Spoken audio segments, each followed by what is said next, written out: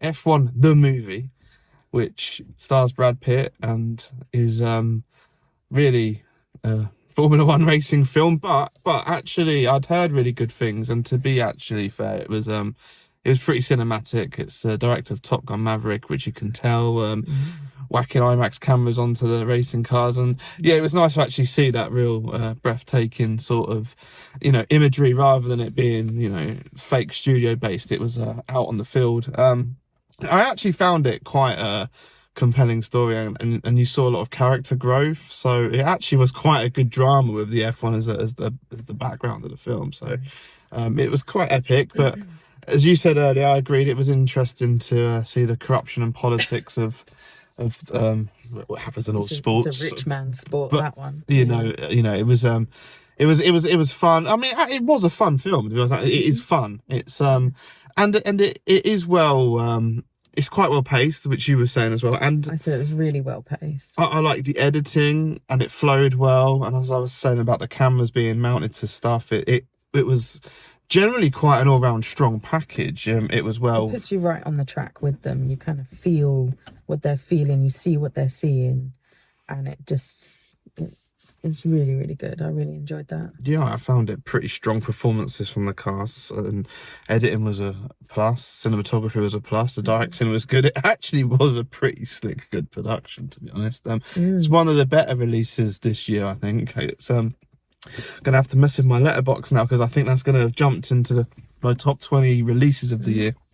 I do actually think quite highly of it. If I'm being critical, that it is pretty good package. There's not loads to say that was crap about it, because I think it was actually a pretty strong film all round. There isn't. Yeah, good characters, good dialogue, excellent cinematography on all fronts, very practical. To be honest, when I'm watching it, I didn't really notice any CGI, so it's either really good or they used hardly any. There's subtle CGI enhancements, but it's very practical. Brad Pitt obviously steals the show, and the young rookie, he was really good as well.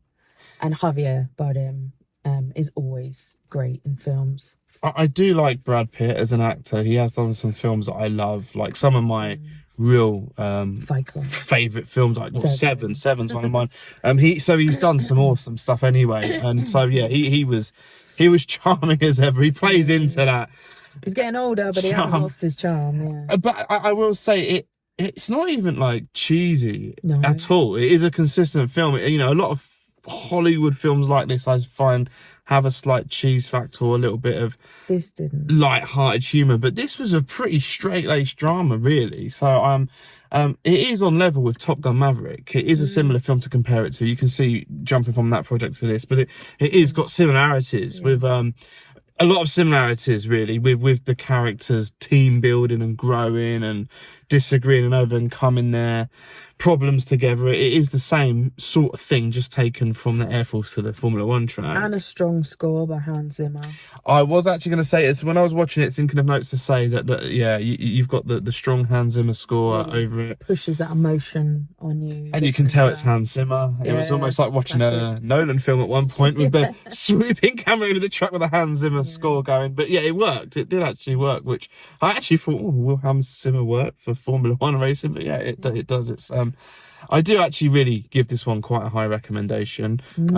I wasn't overly fussed when I heard or saw about it. I'd been following it for a while about the production, but it was better than I thought. I suppose I don't even think it's been marketed greatly in the sense. Because I watched the trailer and I thought, it looks okay. But then I saw a few sort of reviews and videos of people that had seen some like pre-screeners and early releases and stuff. And everyone was just like, yeah, 10 out of 10, love this film, got to give it a watch. There's been a few films like this recently. There's always a trend. You had Ferrari from Michael Mann, and you also had Gran Turismo, the video game adaptation. Gran Turismo, yeah. Gran Turismo. Gran Turismo's it's like 1 a.m. So. But this is better than both those. Yeah. This is the, Gran Turismo was okay. That was a bit on the cheese factor. Ferrari. Gran Turismo, again, the trailer made it look so terrible. And then we went to see it and was actually, oh wow, this is actually a really good film. That was all right, but that watchable film. That fell into the cheese factor a little bit. It did. And Ferrari, I just can't get over. I mean, I've seen people really rate haven't about seen this Drive. particular scene. There's a scene in that where the CGI is, to me, unforgivable. Yeah, me too. And there is a similar scene in this, as in obviously a racing car crashes. And this was done for F1 was done a lot better regarding that Yeah, it was a bit cinematography kind of and like stuff. it happens and you're like, So yeah, it's proper edge of your seat, tense, breathtaking stuff in the races, especially as you progress in the film, and there's a lot on the line. You there's know, some really tense moments through it's that film. it's stereotypical and it's not original, and No. it's something we've seen, but it's done well. Yes. So a Very enjoyable. big thumbs up and recommendation. Go and check F1 on the big screen where it's designed to be seen. Yeah.